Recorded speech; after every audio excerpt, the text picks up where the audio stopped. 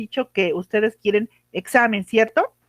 Sí, maestra, así se había tomado. Ok, es que se me fue y yo estaba platicando con Jocelyn hace rato que yo les había dejado unos organizadores, pero no, a ustedes no se los subí porque ustedes me habían dicho que quieren en el tercera calificación examen, o sea, un segundo examen. Ok, entonces olviden lo que acabo de decir, no lo escucharon. Ok, rápidamente, nada más recapitulando de lo que vimos en la semana anterior, estamos viendo la expropiación, que es un procedimiento administrativo, cual el Estado adquiere o afecta la propiedad privada. Hemos hablado que la expropiación como procedimiento o como acto de autoridad está sustentado en el artículo 27, párrafo segundo de nuestra Constitución. A partir de este artículo, párrafo segundo, surge o deriva una ley secundaria que es la ley de expropiación. Y en esta ley de expropiación estamos viendo la secuencia que tiene ese procedimiento expropiatorio y que, como yo dije al principio, yo puedo considerar desde el punto de vista teórico que el procedimiento expropiatorio se divide en dos grandes etapas. Por un lado, la etapa de la declaratoria de utilidad pública, y si se llega a confirmar esa declaratoria, entonces viene la segunda fase, que es la declaratoria ya de expropiación. Las clases pasadas nos llevó a que esa declaratoria de utilidad pública debe publicarse en el Diario Oficial de la Federación, pero también en un diario de mayor circulación del lugar donde se ubique dicho bien que se va a expropiar. Por otro lado, también la ley nos dice que además de la publicación debe haber una notificación personal, ¿verdad? Y si no se conoce el nombre del titular del bien, el domicilio, se hará una segunda publicación en el Diario Oficial y debe haber una diferencia de 5 días hábiles de la primera a la segunda publicación. Segundo es que una vez que ya se notificó, se le da al titular del bien expropiado hasta 15 días hábiles contados a partir de que se hizo la notificación o la segunda publicación, para que pueda manifestar lo que a su derecho convenga y ofrecer pruebas. Una vez que ya esta persona, el titular, ingresó su escrito donde se manifiesta y ofrece pruebas, se le citará obviamente a la audiencia de desahogo de pruebas, la cual deberá verificarse dentro de los 8 días siguientes, contados a partir de la recepción de las manifestaciones. Después de esta audiencia de desahogo de pruebas, hay un periodo de alegatos que se tiene. El titular del bien expropiado tendrá hasta 3 días hábiles para presentar, obviamente, dichos alegatos. Transcurrido esos 3 días sin que se hayan o no presentado los alegatos, la autoridad va a contar con un plazo de hasta 10 días hábiles para emitir la resolución. Resolución que puede ir en 3 sentidos: o confirma, modifica o revoca. Entonces, contra esa resolución que emite la Secretaría de Estado competente, no admite recurso administrativo alguno, y la única forma para poder impugnarla es a través del amparo, del juicio de amparo. Ahora, el Ejecutivo Federal deberá decretar la expropiación, que es la declaratoria de expropiación, dentro de los 30 días hábiles siguientes a que se haya dictado esa resolución. ¿Sí? Aquí solamente se puede interrumpir dicho plazo siempre y cuando se haya interpuesto el amparo. Si no se interpuso el amparo, entonces 30 días hábiles para pueda, obviamente, la declaratoria de expropiación.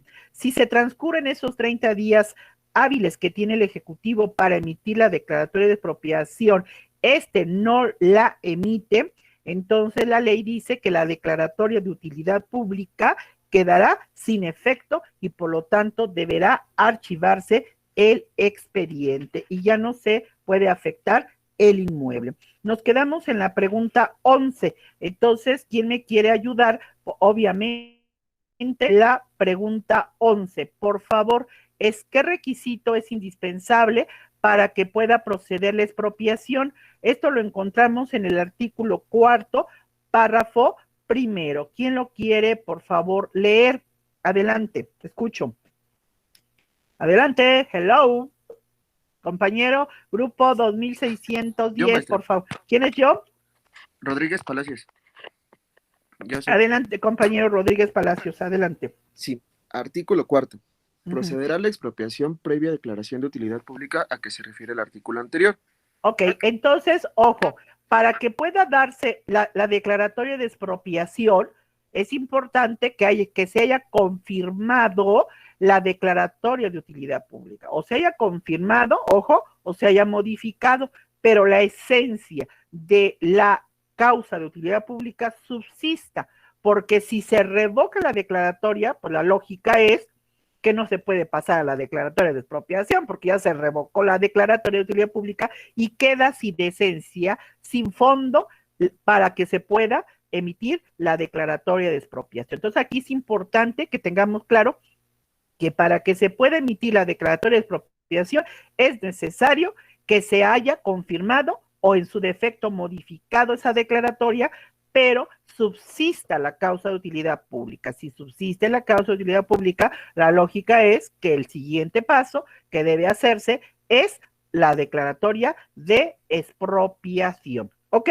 ahora sí, nos vamos a la siguiente pregunta. La siguiente pregunta es la 12, es ¿a través de qué instrumento se hace la declaratoria de expropiación, ocupación temporal, limitación de dominio y en dónde se publica? Ok, artículo 4, párrafo 2. ¿Quién la quiere leer, por favor? Yo maestra, sí, Luis Daniel. Sí, adelante, Luis Daniel. Dice, la declaratoria de expropiación, de ocupación temporal o de limitación de dominio se hará mediante decreto del Ejecutivo Federal, que se publicará en el Diario Oficial de la Federación. Aquí es interesante porque el instrumento jurídico o la norma jurídica por medio del cual se pronuncia el Ejecutivo, pues obviamente no es un acuerdo, porque no hay voluntades. Recuerden que es un acto unilateral y que ese acto unilateral se le hace el conocimiento precisamente a través de lo que es un decreto. No es un decreto ley, porque recuerden que ya lo vimos en el semestre pasado, que hay decretos ley y hay decretos lisos y llanos. Y aquí es un decreto liso y llano porque lo emite una autoridad administrativa y va dirigido exclusivamente a la esfera jurídica de una persona en particular. En este caso es el titular del bien o derecho expropiado. Y vamos a darnos cuenta que los mismos pasos que vimos en la declaratoria de utilidad pública son los mismos que vamos a ver precisamente con la declaratoria de expropiación, que se hace a través de la norma jurídica llamado decreto, que debe publicarse ese decreto de expropiación en el Diario Oficial ¿de qué? De la Federación. ¿Se acuerdan que la declaratoria, igual que en este caso, se debe publicar en el Diario Oficial de la Federación? Entonces creo que ahí estamos viendo pues efectivamente una similitud con lo que vimos en la declaratoria. Gracias, Luis Daniel. Maestra, tengo una duda. Sí, adelante, por Disculpe, favor. Adelante, sí. Mencionó decreto ley y Eric. decreto qué, perdón. Sí, Eric Roberto, recuerden ustedes que yo dije al principio que el procedimiento expropiatorio, si yo lo quiero dividir, didácticamente lo dividiría en dos etapas o fases. La primera fase está conformada por la declaratoria de utilidad pública y la segunda fase está conformada por la declaratoria de expropiación. Ambos, tanto la declaratoria de utilidad pública como la declaratoria de expropiación, se hace a través de una norma jurídica llamada decreto, ¿ok? Ese decreto se publica en el Diario Oficial de la Federación. Eric, no sé si quedó claro, Eric. Sí. ¿Sí? ¿Sí quedó claro? En ese sentido sí me quedó claro. A ver, es que ahorita que estaba mencionando, usted mencionó decreto ley y decreto... Pero es que el semestre pasado estuvimos viendo las diferentes normas jurídicas que rigen en el derecho administrativo. Entonces nosotros veíamos ley, constitución, leyes federales, tratados internacionales y después vimos los decretos ley. El decreto aquellas normas jurídicas que tienen la característica de una ley porque son generales, son abstractas, es subjetiva, van dirigidas a toda una colectividad, pero solamente las emite el Ejecutivo en circunstancias especiales. Por ejemplo, cuando está en peligro la seguridad o estabilidad del país, o cuestiones de salud como el caso de las pandemias. Usted se fija que aquí el que nosotros pudiéramos circular libremente en el territorio fue limitativo, porque hay un decreto ley que está llevando al Ejecutivo, de acuerdo con la Constitución, esas circunstancias especiales emergentes obligan al presidente, no a los gobernadores del Estado, al presidente, al Ejecutivo Federal a emitir esta norma jurídica que tiene la denominación de ser decreto ley, porque tiene las mismas características que una ley. Sin embargo, solamente las expide el Ejecutivo, no siguen un proceso legislativo, porque las circunstancias de emergencia hacen que la Constitución le dé facultades al presidente a emitir rápidamente para que den solución rápida y pronta, eficiente a la situación de emergencia, a la situación de inseguridad, ¿verdad? O económica que tiene el país. En esas circunstancias son tres las causas por las cuales puede emitir el Ejecutivo decreto ley: salud, inseguridad y economía, los aranceles, cuando los precios de los productos o mercancías que se importan o se exportan pueden obviamente cambiar su tasa o tarifa o porcentaje, arancel, que es el impuesto que se paga porque salga o entre una mercancía a nuestro territorio nacional. Entonces, en esos tres casos, el Ejecutivo solamente, Eric, puede emitir los decretos ley. Pero en el caso que estamos mencionando es un decreto liso y llano, porque este decreto lo emite el Ejecutivo, no va a toda la colectividad, solo va dirigida a una persona en particular, el titular del bien o derecho que se está expropiando, Eric. No sé si quedó claro. Sí, no, me lo podría escribir en el chat cómo se escribe, es que no sé cómo se escribe. ¿Lisuyano? No, decreto liso y llano, separado. Liso y llano, listo. Liso ya. y llano. Sí, si usted se va a la doctrina, por ejemplo, si se va con García Maínez, Introducción al Estudio del Derecho, que nos habla de todos los tipos de normas jurídicas, se va a encontrar precisamente esto, decreto ley y decreto liso y llano. Así, la doctrina, los teóricos, los doctrineros le llaman decreto liso, de liso y aparte llano, liso y llano. ¿Ok?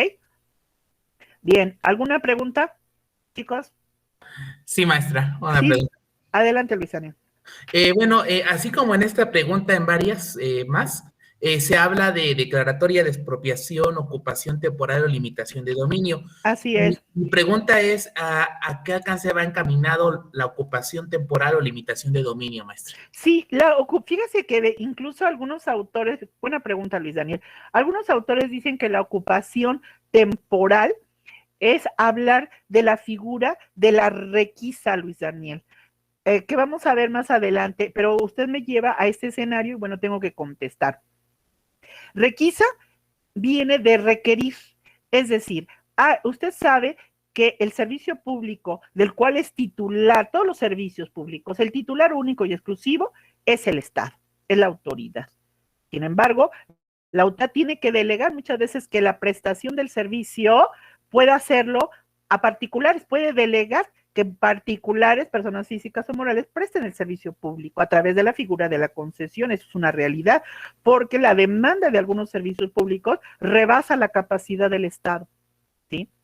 Entonces, servicio público de educación, servicio público, por ejemplo, de transporte, ¿verdad? Son algunos ejemplos, o de salud, son ejemplos en los cuales el gobierno tiene que delegar en particulares precisamente el servicio público. Y usted dice, bueno, ¿y este rollo, maestra, como para qué? Bueno, porque usted sabe que si se delega en particulares, los particulares son empresas particulares, y si sus trabajadores de esas empresas le emplazan a huelga al patrón y están prestando un servicio público, recuérdese que la Constitución dice que el servicio público debe ser permanente, debe ser continuo, no se puede suspender la prestación del servicio público. Así que si tu empresa tienes un problema laboral con tus trabajadores, derecho colectivo, porque la huelga es un derecho colectivo que marca la Ley Federal del Trabajo y el artículo 123, obviamente, y por lo tanto tú emplazas a huelga a tu patrón. Entonces, ¿qué va a pasar si estalla la huelga? Pues si estalla la huelga, se va a interrumpir el servicio. Y entonces ahí se da la figura en la cual yo, Estado, puedo requerirte a ti, empresario particular, tus instalaciones. E incluso en la figura de la requisa hay una característica muy sui generis. No solamente te puedo requerir tus instalaciones, tu equipo, todo el instrumento que tú, la logística que tú utilizas para prestar el servicio, sino también puedo requerir el servicio de tus trabajadores, porque muchos de ellos son trabajadores ya especializados, por ejemplo, la cuestión del transporte aéreo, en donde pues yo no tengo ¿cómo se llama? Que operen, las personas que operan el avión, las aeromosas, todos son actividades muy especiales que yo no tengo personal, entonces te voy a requerir también al personal. Entonces, ahí hay una ocupación temporal, Luis Daniel, es decir, una ocupación temporal porque voy a utilizarlas, ¿verdad?, para continuar prestando el servicio. ¿Y por qué se da esa figura de la requisa, Luis Daniel? Se da la figura de la requisa precisamente, ¿por qué? Porque se está justificando la actuación del Estado, puesto que él es el titular de ese servicio. Que lo haya concesionado para que otro lo preste, es cierto, porque la concesión así se hace.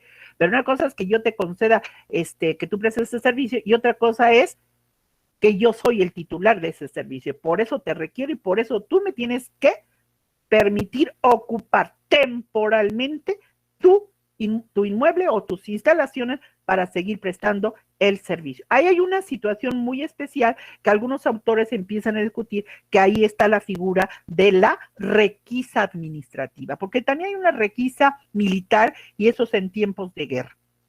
Pero la requisa administrativa no necesariamente tiene que ser época de guerra o época de inseguridad para que pueda darse el ejemplo que le estoy pensionando, ¿no? Que yo te concesioné el servicio público, pero como tus trabajadores te emplazan a huelga, ¿qué pasaría? Pues se interrumpe el servicio y no puede interrumpirse el servicio, puesto marca que debe ser permanente, debe ser continuo. Y si el titular del servicio público es el Estado está obligado a requerirle al particular propietario de esa empresa que presta el servicio público, te requiero la ocupación temporal de tus bienes, ¿verdad? Y una vez que las circunstancias vuelvan a su normalidad, tú ya resolviste tu situación laboral con los trabajadores, yo regreso tus instalaciones. Hay una ocupación temporal. Ahí, ese es un ejemplo, Luis Daniel.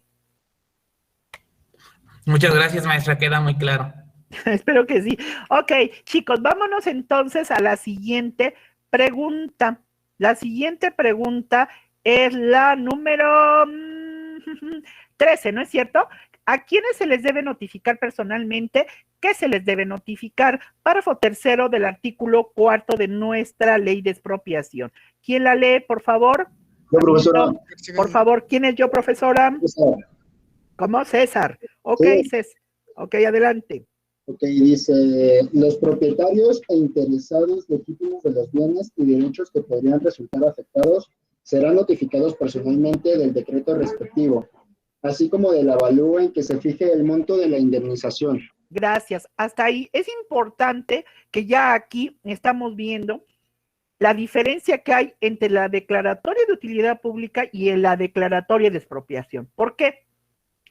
Porque precisamente en la declaratoria de utilidad pública, ahí sí tuve oportunidad, yo titular del bien expropiado, a echarte bajo la causa de utilidad pública. Ahí puedo alegar todo lo que tenga que alegar. Pero si ya se confirmó la declaratoria y se emite la declaratoria de expropiación, entonces ya lo único que voy a poder alegar es el monto que tú me fijas como autoridad sobre la indemnización. Por lo tanto, yo te tengo que notificar no solo la declaratoria de expropiación, sino también te tengo que entregar con esa declaratoria de expropiación el avalúo. Avalúo que yo, sistema, ya vamos a ver, el Instituto de Evalúo por parte del Estado, yo tengo que presentarte el avalúo que yo realicé para fijarte el monto de lo que te voy a pagar como indemnización. Entonces, esta notificación obviamente es diferente a la declaratoria de utilidad pública. ¿Sí? Entonces, es importante que aquí lo único que voy a poder pelear en contra del Ejecutivo va a ser el monto de la indemnización. ¿Ok? Bien, vámonos a la siguiente pregunta. La siguiente pregunta es la 14.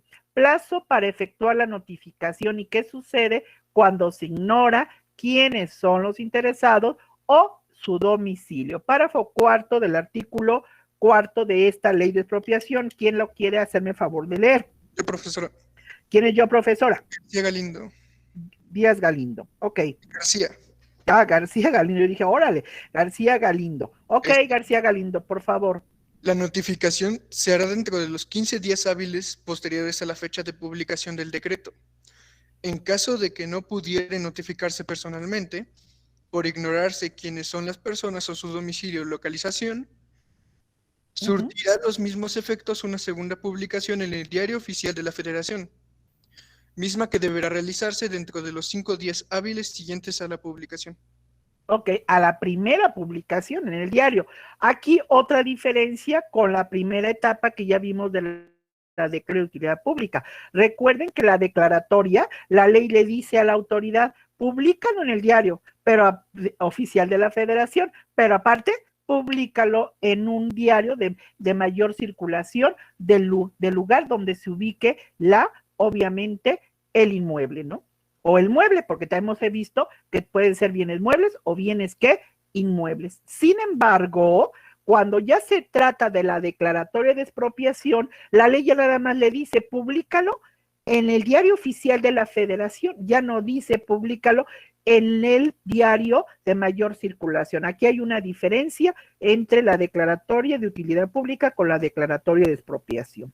Número 2, ¿en qué se asemeja en cuanto a plazos la declaratoria de utilidad pública y la declaratoria de expropiación? Precisamente que deberá, obviamente, darse, si no se conoce el domicilio o el titular del bien afectado, deberá hacerse una segunda publicación y que la diferencia entre la primera publicación en el diario oficial y la segunda publicación en este mismo diario tendrá que ser con una diferencia de 5 días hábiles siguientes a la que se efectuó por primera ocasión. Entonces, ahí estoy viendo diferencia y estoy viendo similitud. La diferencia es que ya no se publica en un diario de mayor circulación esta declaratoria de expropiación y se asemeja con la declaratoria de utilidad pública porque sí hay una segunda publicación en el Diario Oficial de la Federación siempre y cuando no se conozca el titular del bien expropiado o en su defecto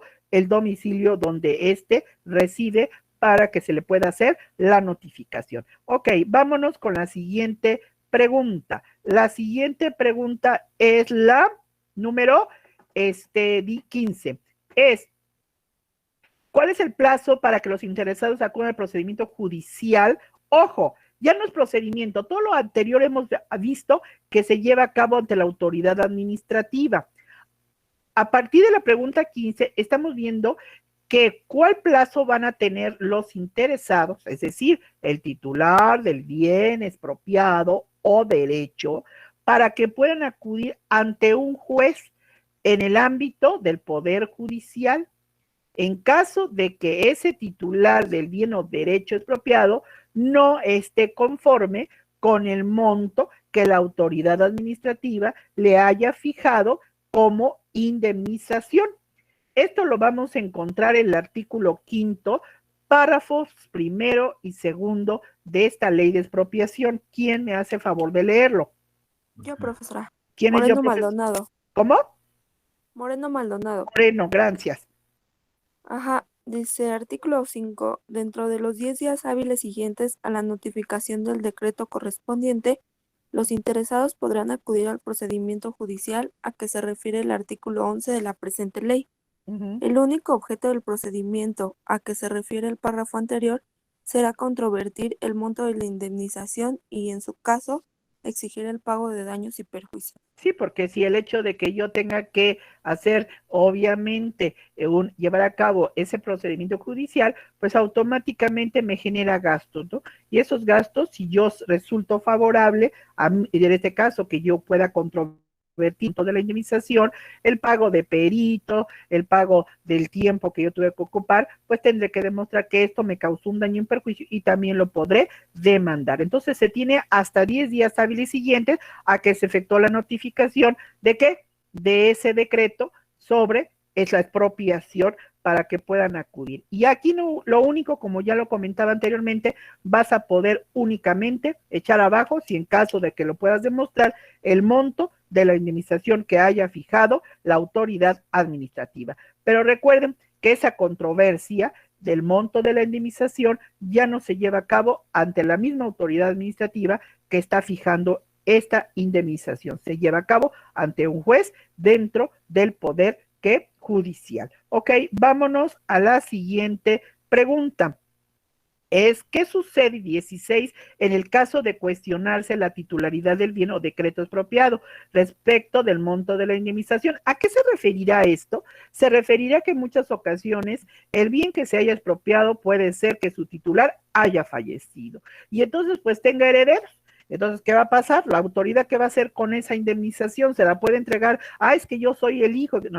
No es necesario. Tienes, obviamente, que se lleve a cabo se emita la sentencia donde se declara quiénes son los legítimos herederos. Esto, ¿quién lo emite? Pues el juez de lo familiar. Entonces, la autoridad administrativa, para poder entregar el monto de la indemnización, ¿qué tiene que hacer?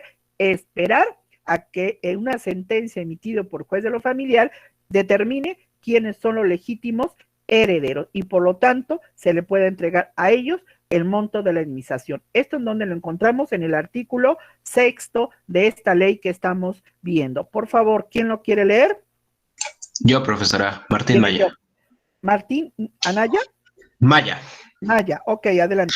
Sí, dice, de cuestionarse la titularidad del bien o derecho expropiado, la indemnización correspondiente será depositada y puesta a disposición de la autoridad que conozca del procedimiento respectivo, para que la asigne a quienes resulten titulares legítimos del bien o derecho, en los montos que corresponda. Es decir, cuando dice la autoridad precisamente, ¿verdad?, que conozca del procedimiento, pues ¿a qué autoridad se está refiriendo? Pues a la autoridad judicial en materia familiar, que es el juez competente para determinar quiénes van a ser los legítimos, obviamente, que se ve afectado ya por una declaratoria de expropiación. Ok, vámonos a la siguiente pregunta. La siguiente pregunta es, ¿qué procede a hacer la autoridad expropiante una vez decretada la expropiación, ocupación temporal o limitación de dominio? Artículo 7º, párrafo 1. ¿Quién lo lee, por favor? Yo, profesor. A ver, yo, profesora, voy a pedir, por favor, por ahí escuché una voz de una chica. ¿Quién es el nombre? Karen. Karen, pero Sánchez Guerrero. Ok, Karen. Ok. Artículo 7º, párrafo 1.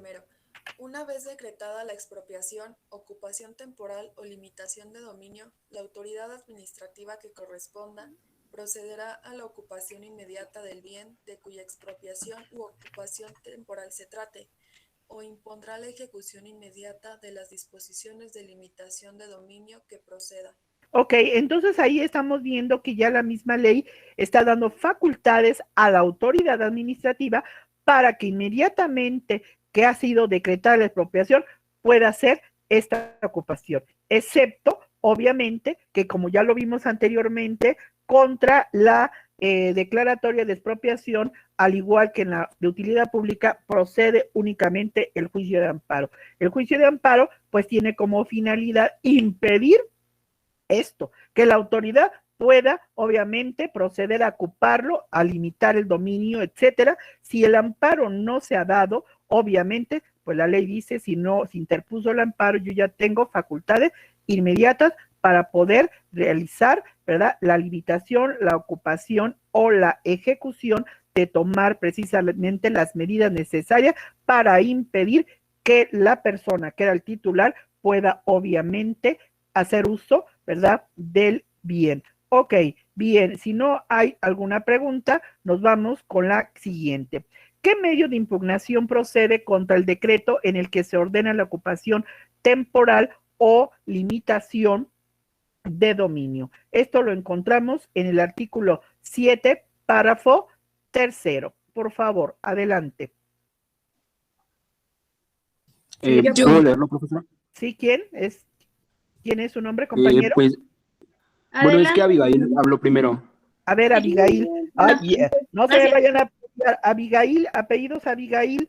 Rodríguez Martínez. Ok, adelante, por favor. El decreto en el que se ordene la ocupación temporal o la limitación de dominio no admitirá recurso administrativo alguno y solo podrá impugnarse a través del juicio de amparo. Entonces ahí vemos una similitud también de la declaratoria de expropiación con la declaratoria de utilidad pública. En ambos no hay recurso administrativo. En ambos sí se puede, tanto en la declaratoria como en la declaratoria de utilidad pública como en la declaratoria de expropiación, en ambas circunstancias solo se admite el juicio de amparo. Entonces, el juicio de amparo sería el único, en este caso, no es recurso, es un juicio, ya dijimos, legalmente intentado por parte de la persona que se siente vulnerada en sus garantías para recuperar en el goce de las mismas por un acto de autoridad. Entonces, en este caso sería el único causa que impediría que la autoridad pudiera, obviamente, ordenar la ocupación temporal o la limitación del bien. Entonces, pues fuera de ese caso, no hay, si haya interpuesto el amparo, automáticamente la autoridad podrá ejecutar la ocupación temporal del bien. Bien, vámonos a la siguiente pregunta. La siguiente pregunta es, la 18. Dice,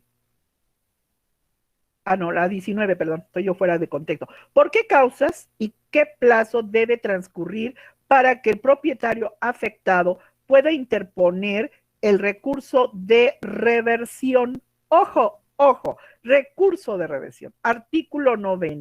¿Y cuál es el plazo para que la autoridad dicte la resolución por la interposición del recurso de revisión y qué procede cuando se devuelve total o parcialmente el bien que fue expropiado? Todo esto lo estamos encontrando en el artículo 9. A ver, ¿quién me hace favor de leerlo? Escucho. ¿Yo, profesora? ¿Quién es yo, profesora? Yo, Irving Gutiérrez. Bueno, soy el único Irving, pero es igual. Ok, compañero Irving, adelante. Okay. Artículo 9. Si los bienes que han originado una declaratoria de expropiación, ocupación temporal o limitación de dominio no fueren destinados total o parcialmente al fin que dio causa a la declaratoria respectiva, dentro del término de 5 años, el propietario afectado podrá solicitar a la autoridad que haya tramitado el expediente la reversión total o parcial del bien del que se trate, o la insubsistencia de la ocupación temporal o limitación del dominio, o el pago de los daños causados. Dicha autoridad dictará resolución dentro de los 45 días hábiles siguientes a la presentación de la solicitud. En caso de que se resuelva la reversión total o parcial del bien, el propietario deberá devolver únicamente la totalidad o la parte correspondiente de la indemnización que le hubiere sido cubierta. El derecho que se confiere al propietario en este artículo deberá ejercerlo dentro del plazo de 2 años, contado a partir de la fecha en que sea exigible.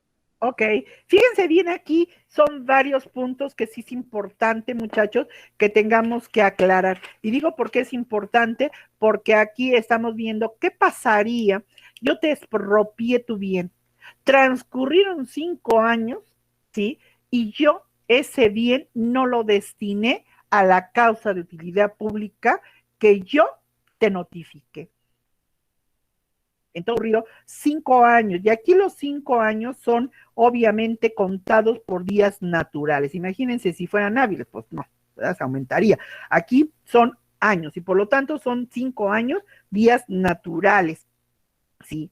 Estos 5 años, pues obviamente que yo tengo para poder interponer el recurso ¿de qué? De reversión, ¿sí? Y en este caso, ¿contados a partir de cuándo? Pues contados a partir de que se publicó en el Diario Oficial de la Federación que el decreto de expropiación, ¿sí?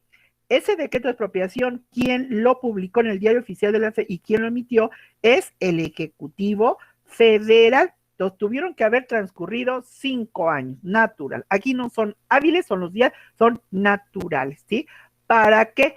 para poder solicitar yo, titular del bien que fue afectado por ese decreto de expropiación, voy a requerir la reversión de ese, puede ser total o parcial.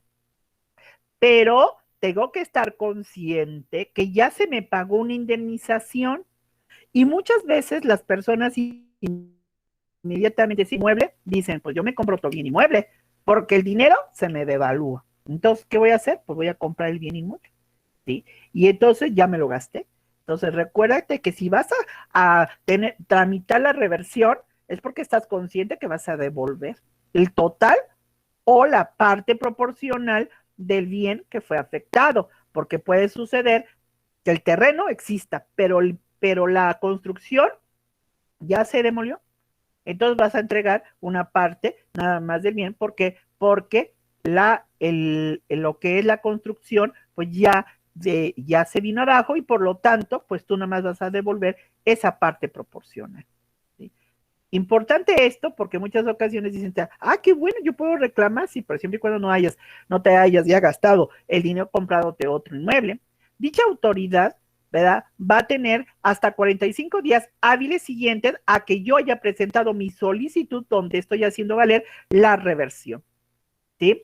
Por lo tanto, es importante decir que también, como lo aclara el mismo párrafo segundo de este artículo 9, pues está señalando, propietario deberás devolver la totalidad o la parte correspondiente de esa indemnización que ya se te cubrió. ¿Sí? Es interesante esto. Ahora, recuerden que son 5 días naturales, 5 contados días naturales, a partir de que se publicó en el Diario Oficial de la Federación el decreto expropiatorio. A partir de ahí son los 5 años, ¿sí? Ahora, la autoridad deberá emitir una resolución de ese escrito donde estás haciendo valer la reversión y tendrá ella hasta 45 días hábiles siguientes a que tú hayas presentado el escrito solicitando se te devuelva la totalidad o parte del bien que fue afectado por el decreto expropiatorio. ¿Sí? Ahora bien, es importante que tú tienes hasta 2 años, después de que se cumplieron los 5 años, tienes que dejar pasar 5 años para ver si la autoridad realmente está destinando el inmueble a la causa de utilidad pública por la cual ella afectó tu propiedad privada. Después de estos 5 años tienes un plazo no mayor a 2 años para ejercer este recurso de reversión. Ojo, primero tienes que dejar transcurrir los 5 años. Después de haber dejado transcurrir los 5 años, entonces tienes un plazo de 2 años, ¿sí?, a partir de la fecha en que se hizo exigible. ¿Cuándo se hace exigible? Cuando ayer, vamos a pensar que terminó el día de ayer, domingo, los 5 años. A partir de hoy, lunes, ya empiezan a correr mis 2 años para que yo, dentro de ese plazo, pueda hacer exigible pues el recurso de reversión. ¿Sí? Y una vez que yo ingrese mi recurso mi solicitud para que me devuelvas el inmueble, la autoridad administrativa tendrá 45 días hábiles para, obviamente, en este caso, resolver sobre esa reversión que yo he solicitado. ¿Alguna pregunta hasta aquí, jóvenes? Hello. ¿Me escucho? No, maestra. Están durmiéndose, ¿verdad? Es decir, la maestra repite muchas cosas, pero bueno. Entonces, ya vimos el recurso de reversión. Luego, plazo para que tiene propietario para ejercer recurso de reversión. Ya dijimos que tiene hasta 2 años siguientes a que haya concluido esos 5 años para que yo pueda cerciorarme si se destinó o no el bien a la causa de utilidad pública que justifica, ¿verdad?, que se me haya expropiado el inmueble. Entonces, esto ya lo vimos, ya lo acabamos de leer, artículo 9, párrafo 3 de esta ley de expropiación. 21. ¿Con base en qué valor se va a determinar el precio que se fija como indemnización por el bien expropiado? Y aquí lo vamos a encontrar en el artículo 10 de esta ley, que estamos revisando. ¿Quién lo quiere leer? Artículo 10. Vámonos al artículo 10. Por favor, ¿quién lo quiere leer, por favor? Profesora. ¿Quién es yo, profesora? ¿Nombre? Paola Niña. Mancera. Paola Mancera. Ok, Paola. Artículo 10. No, Gaona. Ah, Gaona Mancera. Sí. Adelante. Artículo 10. El precio que se fijará como indemnización por el bien expropiado será equivalente al valor comercial que se fije sin que pueda ser inferior, en el caso de bienes inmuebles, al valor fiscal que figure en las oficinas catastrales o recaudadoras. El monto de la indemnización por la expropiación, la ocupación temporal o la limitación de dominio se fijará por el Instituto de Administración y Avalúos de Bienes Nacionales o instituciones de crédito o corredores públicos o profesionistas con posgrado en evaluación, que se encuentren autorizados en los términos que indique el reglamento. La Secretaría de la Función Pública emitirá las normas, procedimientos, criterios y metodologías de carácter técnico conforme a los cuales se realizarán los avalúos, considerando la diversidad de bienes y derechos objeto de evaluación, así como sus posibles usos y demás características particulares. Ok, entonces aquí es importante, ojo, que el precio que se va a fijar de indemnización por el bien que se expropia no lo va a emitir cualquier persona.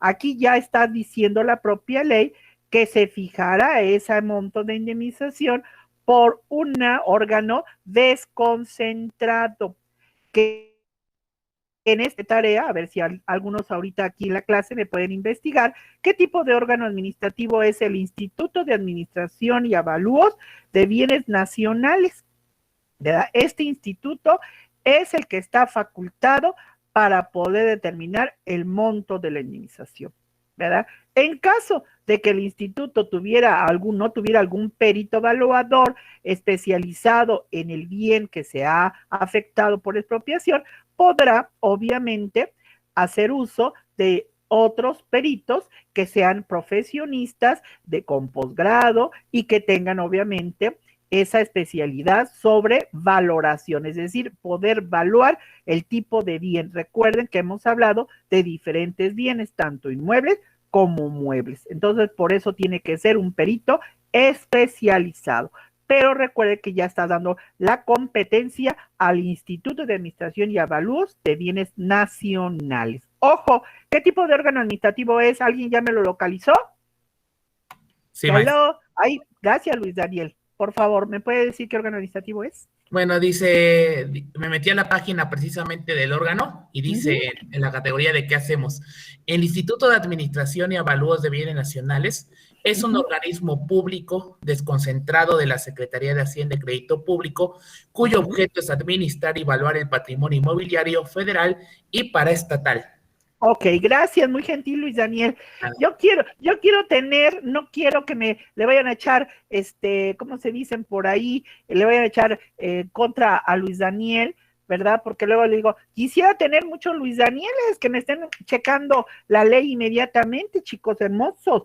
Y ya nos lo está diciendo en la lectura que hace nuestro compañero Luis Daniel, diciendo, este Instituto de Administración y Avalúos, órgano desconcentrado. ¿Por qué? Porque depende directamente de la Secretaría de Hacienda. Y esto es lógico porque recuerden que el semestre pasado, cuando vimos quién tiene a su cargo el registro público de inmuebles federales y paraestatales, y no solamente el semestre pasado, sino este semestre, cuando vimos la Ley General de Bienes Nacionales, vimos que este registro público de bienes inmuebles federales y paraestatales lo tiene a su cargo Hacienda. Por lógico es que este Instituto de Administración y Avalúos tenga que ser un órgano desconcentrado de la Secretaría de Hacienda, pero ahora es el único que va a fijar con sus peritos evaluadores el monto. Y en caso de que no lo tuviera, pues puede obviamente pedir a través de un contrato de prestación de servicios para que profesionistas que tengan posgrado y especialidad en evaluación puedan ser obviamente autorizados para determinar ese monto de indemnización.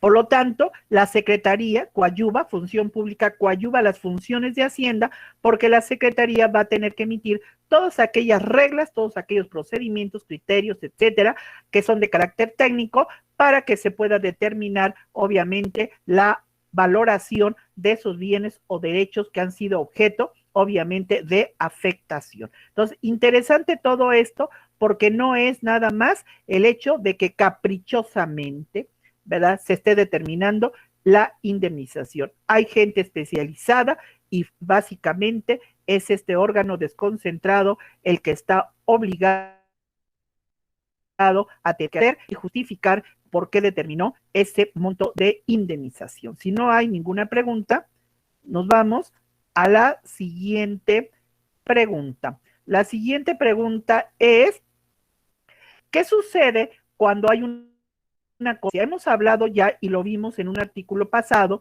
decimos, cuando hay controversia sobre el monto de la indemnización, esto se va a llevar un procedimiento, dijimos, judicial. Pero ese procedimiento judicial, ¿cómo, en qué va a consistir? Y esto lo vamos a encontrar de los artículos 11, 12, 13, 14, 15 y 16 de esta ley que estamos viendo. Primero quiero que leamos el artículo 11. ¿Quién lo quiere hacerme favor de leer? Artículo 11, por favor. Yo, ¿Quién? profesora. ¿Quién, profesora? González Vilchis. ¿González Vilchis? Sí, Leslie Quetzal. Ok, adelante, González, por favor. Dice, artículo 11, cuando se controvierta el monto de la indemnización a que se refiere el artículo anterior, se hará la consignación al juez que corresponda, quien fijará a las partes el término de 3 días para que designen sus peritos, con apercibimiento que de designarlos el juez en rebeldía si aquellos no lo hacen. También se les prevendrá designen de común acuerdo un tercer perito para el caso de discordia, y si no lo nombraren será designado por el juez. Ok, entonces es importante, ya lo estamos viendo, que primero es un procedimiento que judicial, no es un procedimiento cuando tú controviertes el monto de la indemnización, aquí ya es ante una autoridad judicial y será el juez precisamente quien va a fijarles a las partes. ¿Quiénes son las partes? Las partes, por un lado, es el particular que está inconforme con el monto que fijó la autoridad administrativa, el Instituto de Administración y Avalúo de Bienes Nacionales. Y por otro lado, es obviamente la autoridad que emitió dicho o fijó dicho monto de la indemnización. Ambas partes van a tener el término de 3 días para designar a sus respectivos peritos, ¿verdad? Si no lo hacen, pues ya dice, el juez inmediatamente lo hará.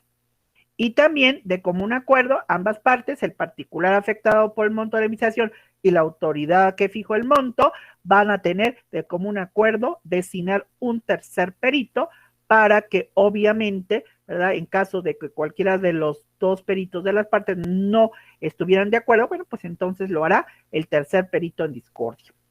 Por lo tanto, artículo 12, ¿quién lee el artículo 12? Es la continuidad del procedimiento judicial. ¿Quién lo quiere leer? Yo, profesora. Juárez García. Juárez García. Adelante, Juárez García. Artículo 12. Contra el auto del juez que haga la designación de peritos no procederá ningún recurso. Ok, entonces ahí estamos viendo, pero ese recurso ya no es administrativo, es un recurso que se lleva a cabo dentro de ese procedimiento judicial. Entonces, contra el auto que el juez determina la designación de peritos, pues obviamente no procede interponer algún tipo de recurso judicial. Ok, vámonos con el artículo 13. ¿Quién lo quiere leer, por favor? Yo, maestra. ¿Quién es yo, maestra? Arias Espinosa. Ok, Arias Espinosa, adelante. Artículo 13. En los casos de renuncia, muerte o incapacidad de alguno de los peritos designados, se hará nueva designación dentro del término de 3 días por quienes corresponda. Ok, ahí estamos hablando en caso de que hubiera algún tipo de cuestión de impedimento, ¿verdad? Que en este caso pudiera hacer que ese perito ya no pudiera emitir su peritaje, bueno, tendrá que hacerse, obviamente, un nuevo designación de otro perito. Ok, artículo 14, ¿quién lo quiere leer? Roque González. Ok, adelante. Los honorarios de cada perito serán pagados por la parte que deba nombrarlo y los del tercero por ambas. Ok, entonces por eso es muy importante que la ley está determinando que si a raíz de ese procedimiento judicial le causa una merma, obviamente un gasto al particular, pues obviamente se va a tener la autoridad que ver obligada a hacer el pago siempre y cuando el particular pueda demostrar que efectivamente el monto de la indemnización tendrá que ser a favor de lo que haya demostrado el perito de la parte afectada. Ok, artículo 15. ¿Quién lo quiere leer, por favor? Yo, Grimaldo. A ver, Grimaldo, adelante. Dice, el juez fijará un plazo que no excederá de 60 días para que los peritos rindan su dictamen. Ok, entonces una vez nombrados los peritos que se le dieron 3 días para designar y el perito en discordia, se tendrá hasta 60 días para que estos peritos de las partes puedan emitir su dictamen. Artículo 16. ¿Quién lo lee, por favor? 16. ¿Quién lo lee? Rodríguez Santana. Ok, Santana, adelante. Artículo 16. Si los peritos estuvieren de acuerdo en la fijación del valor de las mejoras o del demérito, el juez de plano. El juez de plano fijará el monto de la indemnización. En caso de inconformidad, llamará al tercero para que dentro del plazo que le fije, que no excederá de 30 días, rinda su dictamen con vista de los dichos de los peritos. El juez resolverá dentro del término de 10 días lo que estime procedente. Yo creo que aquí no hay mayor confusión. Si los primeros peritos de cada parte se ponen de acuerdo, pues ya inmediatamente el juez va a tener que emitir su decisión. Pero en caso de que no estuvieran de acuerdo los peritos de las partes, que tienen hasta 60 días, se llamará al perito en discordia para que éste, en un plazo, ¿verdad?, de 30 días, rinda su dictamen. Una vez que se haya rendido el dictamen de los peritos, el juez tiene un plazo de 10 días contados para de ese acuerdo de las partes, de los peritos de las partes o del tercer perito en discordia, para que emita, obviamente, ya la sentencia definitiva. Ok, artículo 17, ¿quién lo quiere leer, por favor? Yo, profesora. ¿Quién es yo, profesora? Daniela Jorge. Daniela Jorge. Ok, adelante, compañero. Artículo 17. Contra la resolución judicial que fije el monto de la indemnización, no cabrá ningún recurso. Entonces, no cabe recurso ni para el nombramiento de los peritos que designe el juez, ni tampoco contra la resolución que el mismo juez haya fijado respecto del monto de la indemnización. No hay recurso procesal que pueda interponerse en ese poder, en este procedimiento, judicial. ¿Ok? Bien. Entonces, ahí estamos automáticamente viendo las circunstancias que mencionábamos. Ok. ¿Qué medio de impugnación procede contra la resolución que fija el monto de la indemnización y qué procede después? Bueno, pues ya lo vimos, automáticamente lo marca el artículo 17 que acabamos, obviamente, de comentar. Y entonces, si ya no puede proceder ningún recurso, pues automáticamente estaremos hablando de que a la autoridad inmediatamente hacer el pago. ¿A quién? A la parte, porque si no se llegó a alterar la situación de la emisión de esta sentencia, no alteró el monto de la indemnización, pues automáticamente la autoridad tendrá la obligación de pagarle el monto de esa indemnización al particular. Se modificó y fue favorable al particular, bueno, pues se modificará el monto y deberá hacerse la entrega de ese pago a quien, al particular. ¿Ok? Bien. Vámonos a la siguiente pregunta. La siguiente pregunta, ¿qué medio de impugnación? ¿Quién cubre? Estamos, ¿en qué? Estoy en la pregunta, ya se me fue rápidamente. Discúlpeme, jovencitos. Okay. Es la pregunta 23, profesora. Gracias, niño hermoso, muy gentil. Es que cree que ahorita se me escondió mi propio cuestionario y te me estoy diciendo yo, bueno, ¿qué medio de impugnación procede contra la resolución judicial que fija el monto de la indemnización que procede después? Pues ya habíamos dicho que no hay recurso procesal alguno que pueda interponerse. ¿Quién cubre el importe de la indemnización? Esto lo encontramos, en el artículo 19, párrafo primero y segundo de esta ley. ¿Quién lo lee, por favor? Gracias. Artículo 19, párrafo primero y segundo. ¿Quién? Yo, Arisbet. Arisbet. Ok, por favor. Artículo 19. El importe de la indemnización será cubierto por el Estado cuando la cosa expropiada pase a su patrimonio. Cuando la cosa expropiada pase al patrimonio de persona distinta del Estado, esa persona cubrirá el importe de la indemnización. Estas disposiciones se aplicarán en lo conducente a los casos de ocupación temporal o de limitación al derecho de dominio. Ok, es importante aquí decir, cuando dice el importe de la indemnización se cubrirá por el Estado, obviamente hemos hablado que es el Ejecutivo Federal el titular de la autoridad administrativa del ámbito o competencia federal, y este lo hará a través de ¿quién? De la autoridad o Secretaría de Estado, que conoció, integró y tramitó todo el expediente, tanto en la fase de declaratoria como en la fase de expropiación. Será la autoridad la encargada de hacer ese pago. Obviamente, ahora, dice, siempre y cuando el bien que se expropió pase a ser patrimonio del Estado.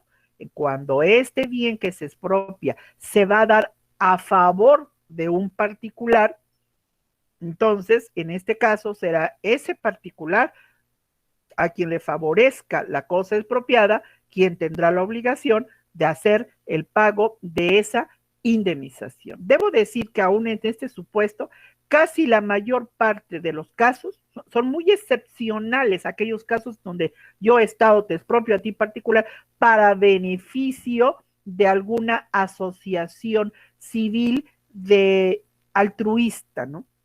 En este caso, casi siempre es a favor del Estado y la cosa pasa a ser patrimonio del Estado. Y por lo tanto, son muy contados los casos en donde el bien que se expropia va dirigido hacia una persona en particular. Entonces, esa asociación particular es la que debería, en el ejemplo que estoy poniendo, debería pagar o debe pagar, no debería, debe pagar el monto de la indemnización, ¿sí? Entonces, estas disposiciones se aplican también en la ocupación temporal o limitación. Hemos dicho que si yo he estado a ti tus bienes y cobre por el transporte aéreo, ¿verdad? Ese dinero te lo tengo que entregar a ti, autoridad, no me lo voy a quedar yo el Estado, porque estuve ocupando tus instalaciones para darle continuidad a la prestación del servicio y tuve obviamente que cobrar, ¿verdad? Por ese servicio otorgado. Y ese dinero que yo haya percibido durante esa ocupación temporal, tengo que regresársela obviamente al particular. ¿Sí? Ok, vámonos a la siguiente pregunta. ¿Quién la quiere leer, por favor, compañeros? ¿Escucho? A ver, la pregunta fue la pregunta número 24, ¿cierto? La 24. Entonces, le pido, por favor, vamos para mañana, pasamos a la pregunta 25. Pasar el día de mañana a la 25 porque ya son 9:59 y los voy a tener que dejar. Ya estuve, obviamente, me da mucho gusto que estén participando, pero les pido por favor que los demás lo hagan, ¿ok? Mañana voy a preguntar para ver si han repasado. Les recuerdo que este viernes es el examen de la Ley General de Bienes Nacionales. Gracias, chicos, los veo mañana. Hasta luego. Buen día. Gracias, profesora. Buen día. Hasta luego, Buen día. Hasta luego. Ahí está la. Hasta luego.